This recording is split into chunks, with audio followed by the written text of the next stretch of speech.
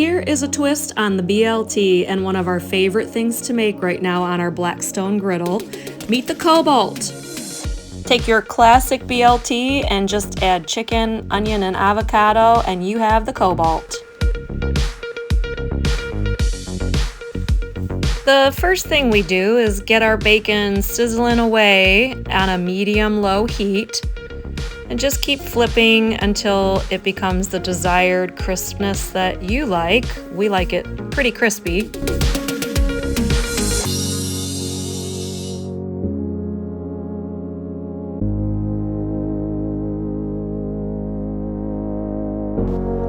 Next, in that delicious bacon grease, we throw our onions down on medium heat and a little extra olive oil if you need it when you're cooking your chicken breasts. We do butterfly those so that they lay flatter.